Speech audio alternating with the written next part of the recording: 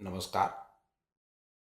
जैसा कि मैंने पूर्व में कहा था, मैं ध्यान के 3 कदमों पर अपनी अंतर्दृष्टि साझा करना चाहता हूँ। हमने ध्यान के पहले कदम के रूप में नींव के बारे में चर्चा की है। आज हम ध्यान के दूसरे कदम के रूप में प्रत्याहार के बारे में चर्चा करेंगे।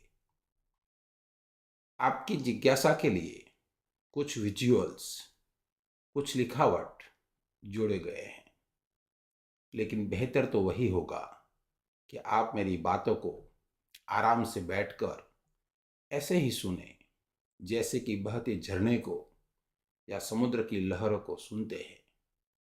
कौन जाने, सुनते सुनते ध्यान में उतरना हो जाए। जिस दिन हम पैदा होते हैं उसी दिन हमारी बाहर जाने की यात्रा शुरू हो जाती है। हम माँ के पेट से बाहर आते हैं। सांस बाहर से शुरू होती है। कान बाहर से आवाजें सुनते हैं। आंखें बाहर से छवियां देखती हैं। मुंह को भोजन बाहर से मिलता है। हमें अवधान या प्रवाह बाहर से मिलता है। हमारे हाथ और पैर बाहर की ओर चलना सीखते हैं। हमारी सभी इंद्रियां बाहर की ओर जाना सीखती हैं। हमारा पूरा जीवन बाहर की ओर चलने का पर्याय बन जाता है। हम मान लेते हैं कि सब कुछ बाहर है, चाहे जीवन हो या हंसी, प्रेम हो या परवाह, या कोई भी भोग्य वस्तु हो। हम भूल ही जाते हैं कि इंद्रियां केवल दरवाजे हैं बाहर जाने के लिए, परिधि पर भोग्य वस्तुओं को पाने के लिए।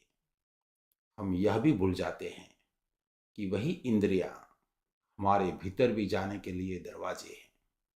वही इंद्रियां हमारे अस्मिता को जानने के लिए, हमारे अंतरतम स्व को महसूस करने के लिए दरवाजे हैं। यह बात हमें ध्यान का दूसरा कदम प्रत्याहार याद दिलाता है। योग के अष्टांगिक मार्ग को व्याख्यायित करते हुए पतंजलि ऋषि ने यम और नियम, आसन और प्राणायाम के बाद प्रत्याहार का 5वें भाग के रूप में परिचय दिया।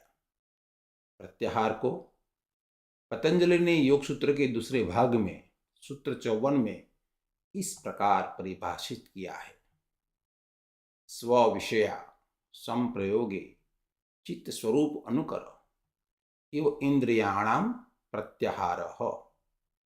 अर्थात जब इंद्रियां अपने विषयों से हट जाती है और चित्त का अनुसरण करती है तो यह प्रत्याहार है। प्रत्याहार का अर्थ है परिधि पर सभी वस्तुओं, सभी विकर्षणों का त्याग करना और चित्त की ओर, स्वयं की ओर लौटना। यह परिधि पर बाहरी वस्तुओं से दूर हटना है और स्वयं की ओर लौटना है। जो अनुभव कर रहा है उसकी ओर लौटना है। यह मन की सभी बाहरी वस्तुओं से अनुभवकर्ता की ओर, अंतरतम स्व की ओर, हमारी अस्मिता की ओर पुनर्स्थापना है। सभी विकर्षणों का त्याग कैसे हो और मन को अंतरतम स्व की ओर कैसे लौटाए, यह न तो केवल इच्छा करने से, नहीं शपथ लेने से, नहीं संकल्प भर लेने से प्राप्त होगा, क्योंकि इंद्रियों का बाहर जाना हमारी पुरानी आदत है। भोग्य वस्तुओं पर मन का विचलित होना हमारा गहनतम संस्कार है और इससे बाहर आने का एकमात्र तरीका स्वयं के प्रति जागरूक होना, प्रयोग से, अनुभव से और स्वयं की गहरी समझ से होना है। यह मन इंद्रियों का एक ऐसा प्रशिक्षण है जो गहरे धैर्य से अस्मिता में, स्वबोध में साथ रह सके। जैसे एक माँ सहज धैर्य से अपने पल रहे शिशु के साथ रह सकती है। प्रत्याहार में हमें अपनी अस्मिता में, अपने स्वबोध में धैर्य से रहना है। जैसे कि हम अपने भीतर अस्मिता को स्वबोध को ढो रहे हैं जो हमारी दिव्यता में प्रकट होने वाली है। मन इंद्रियों का ऐसा प्रत्यावर्तन प्रत्याहार है। मुझे जैन मास्टर बोकोजू की याद आती है। उनके कई शिष्य हुआ करते थे। जैन की शिक्षा देने की उनकी शैली अनूठी थी। बोकोजू अपने शिष्यों से कहा करते थे कि उनकी साधना बहुत सरल है। जब भूख लगती है तो मैं खाता हूँ, जब नींद आती है तो मैं सो जाता हूँ। उनके एक नौसिखिए शिष्य ने उनसे पूछा, लेकिन ऐसा तो हम सभी करते हैं। बोकोजू ने कहा, सच में? जब तुम खाते हो तो क्या खाने में तुम होते हो? जब तुम पीते हो तो क्या पीने में तुम होते हो? जब तुम चलते हो तो क्या चलने में तुम होते हो? जब तुम बैठते हो क्या बैठने में तुम होते हो? जब तुम लकड़ी काटते हो तो क्या काटने में तुम होते हो? जब तुम नहाते हो तो क्या नहाने में तुम होते हो? जब तुम बोलते हो तो क्या बोलने में तुम होते हो? क्या तुम इन प्रत्येक में मौजूद हो? दिन की प्रत्येक क्रिया में जब तक तुम मौजूद नहीं हो तो तुम अपनी नींद में कैसे मौजूद हो सकते हो? प्रत्याहार दिन की प्रत्येक क्रिया में मौजूद होना है। यदि आप किसी क्रिया में अपनी उपस्थिति को भूल जाते हैं तो अपनी उपस्थिति के साथ उस क्रिया को फिर से दोहराएं। मौजूद होने का मतलब है आप स्व के बारे में जागरूक हैं, अपने कर्ता के बारे में जागरूक हैं, आपके अनुभवकर्ता के बारे में जागरूक है, अपनी अस्मिता के बारे में जागरूक है।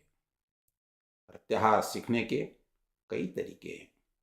उदाहरण के तौर पर आप अपनी घड़ी में सेकंड की सुई को देखते रहें। जैसे जैसे घड़ी में सेकंड की सुई चलती रहेगी, आप पाएंगे कि सेकंड की सुई के साथ रहना आप भूल गए। अब आपका देखना सेकंड की सुई पर लौटाए। सेकंड की सुई को देखना भूल जाने के बाद हर बार आपका देखना सेकंड की सुई की ओर लौटाना प्रत्याहार सीखने का सबसे आसान तरीका है। ध्यान में प्रवेश करने के लिए प्रत्याहार का अभ्यास जरूरी है। एक साधक के रूप में हम सभी जानते हैं कि हमारे मन में क्या चलता है। हमारे विचारों में नगाड़े पर बजने वाली थाप की तरह डर और नफरत, गुस्सा और चिंता चलता रहता है। मन के नगाड़े में बजने वाली इन सभी थापों को सुनना प्रत्याहार का सार्थक अभ्यास है। उसे हम मन का खाली होना या अपने भीतर के मनोनाटक को देखना कह सकते हैं। निरीक्षण के इस तरह के प्रत्याहार से हमारी स्वचालित सोच, मन की प्रक्रिया शांत हो जाएगी। मन और हृदय के तल पर विचार और भाव की तरंगों के साथ प्रत्याहार का ऐसा अभ्यास हमें हमारी स्वस्मरण की ओर मोड़ देगा। नियमित रूप से यदि हम प्रत्याहार जारी रखते हैं तो हमें न केवल ध्यान का एहसास होगा बल्कि हम ध्यान में भी चले जाएंगे। जॉर्ज गुरजिएफ प्रत्याहार को स्वस्मरण कहते थे। उन्होंने अलग अलग स्टॉप एक्सरसाइजेस और कई सेक्रेट डांसेस को तकनीक के रूप में पेश किया ताकि हम स्वस्मरण की ओर लौट सके, ताकि हम अपनी अस्मिता के प्रति जागरूक हो सके। स्टॉप एक्सरसाइज का अभ्यास करना काफ़ी आसान है और हम इसे कहीं भी आजमा सकते हैं। इसमें हर बार आधा मिनट लगता है, लेकिन इसे अचानक करने की जरूरत है। यही पूरी बात है।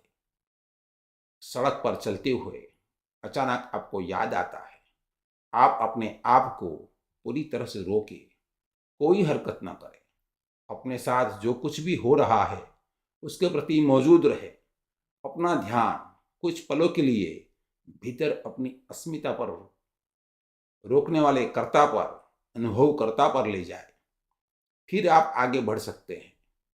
स्टॉप एक्सरसाइज के जरिए इस तरह का प्रत्याहार ध्यान का द्वार खोलेगा। जब भी आप अपनी अस्मिता के साथ मौजूद होते हैं तो आपकी ऊर्जा में आप बदलाव महसूस करते हैं। आप अपने भाव में, आप अपने गेस्टाल्ट में, आप अपने ध्यान के केंद्र में बदलाव पाते हैं। मन में स्वचालित विचार तुरंत बंद हो जाते हैं, क्योंकि यह अचानक होता है, इसलिए मन में तुरंत नया विचार नहीं आता। प्रत्याहार के ऐसे अभ्यास से आप न केवल जागरूक होंगे, बल्कि आपके भीतर एक मौन भी पाएंगे जो अब तक अनजान था। अगर हम स्टॉप एक्सरसाइज की कुशलता को अपनी दैनिक गतिविधियों में आत्मसात कर सके, तो ये स्वचालित गतिविधियां प्रत्याहार में बदल जाएगी और जीवन पल पल ध्यान में बदल जाता है। फिर कोई भी गतिविधि हो, सुबह की सैर पर जाना, नहाना धोना, आराम से बैठना, खाना खाना, दोस्त से बात करना, बाजार में खरीदारी करना, कहीं पर किसी का इंतजार करना ध्यान बन जाता है।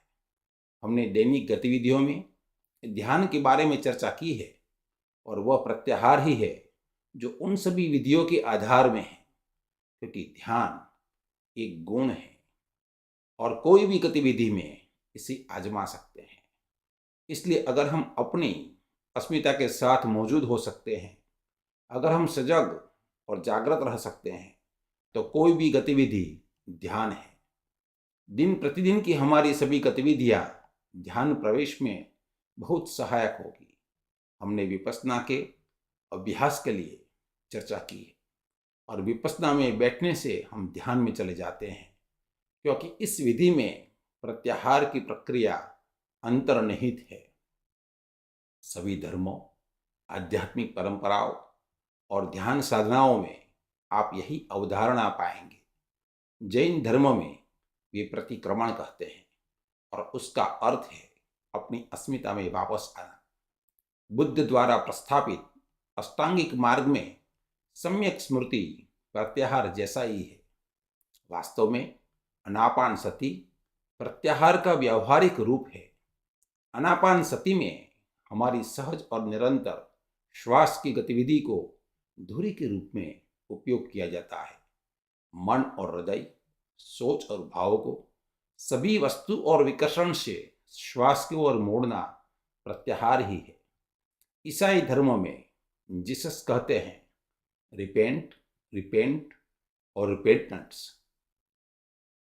न्यू टेस्टामेंट में ग्रीक शब्द मेटानोयो का उपयोग रिपेंट के लिए किया जाता है।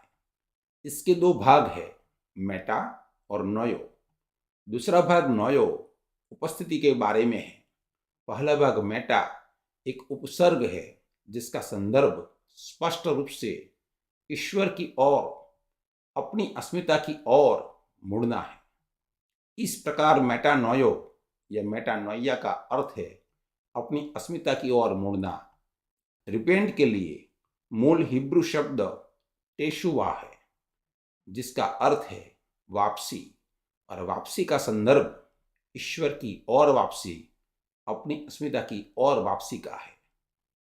आप किसी भी उद्धारक, पैगंबर, ईश्वर के अवतार, बुद्ध या बोधिसत्व का नाम ले सकते हैं, और आप पाएंगे कि हमारे लिए उनका दृष्टिकोण ईश्वर जैसा गॉड लाइक है।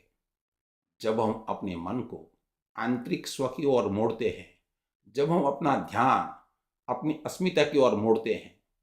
दूसरी ओर B.F. स्किनर और इवान पावलोव जैसे मनोवैज्ञानिकों ने वस्तुओं का पीछा करने वाले कुत्तों और चूहों के लिए ऑपरेंट कंडीशनिंग और क्लासिकल कंडीशनिंग के सिद्धांत का प्रचार करते हुए, जब हम वस्तुओं का पीछा करते हैं तब हमारी प्रवृत्ति को कुत्ते जैसी डॉग लाइक प्रवृत्ति से तुलना किया है।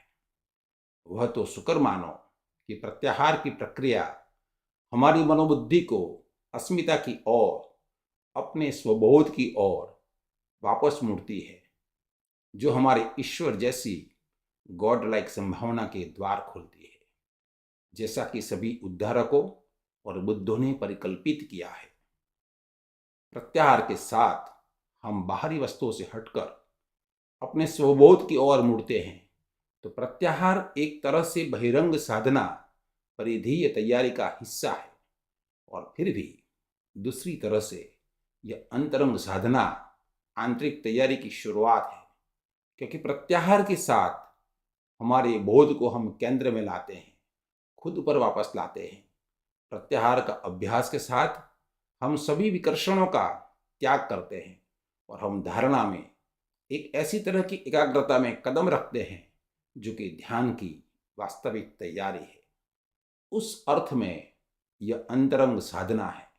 तो प्रत्याहार एक मोड़ है, एक संक्रमण है बाहरी तैयारी से आंतरिक तैयारी की ओर। क्योंकि ध्यान के लिए यम और नियम, आसन और प्राणायाम से शरीर मन की परिधि पर नींव तैयार करने के बाद जब अपने मन और हृदय के केंद्र पर, अपनी सोच और भावना के तल पर मोड़ना शुरू करते हैं, हम सभी भाव और अनुभूति में अपना ध्यान अनुभव के विषय से अपने स्वबोध, अपनी अस्मिता, अपने अनुभवकर्ता की ओर मोड़ते हैं। हमारी इंद्रियां दर्पण की तरह है। बाहर की ओर मुड़ने पर वे बाहर को प्रतिबिंबित करती है, भीतर की ओर मुड़ने पर वे हमारी अस्मिता, अपने स्वबोध को प्रतिबिंबित करती है। इसीलिए ध्यान के लिए नींव रखने के बाद, बाहरी तैयारी के बाद प्रत्याहार ध्यान का दूसरा कदम है। प्रत्याहार का अभ्यास, प्रत्याहार की निरंतरता हमें धारणा में एक प्रकार की एकाग्रता में ले आएगी। धारणा का अर्थ और दायरा बहुत व्यापक है, जिसके लिए मैं अगले और तीसरे वीडियो में धारणा के बारे में अपनी अंतर्दृष्टि साझा करूंगा। सुनने के लिए आपका बहुत बहुत धन्यवाद।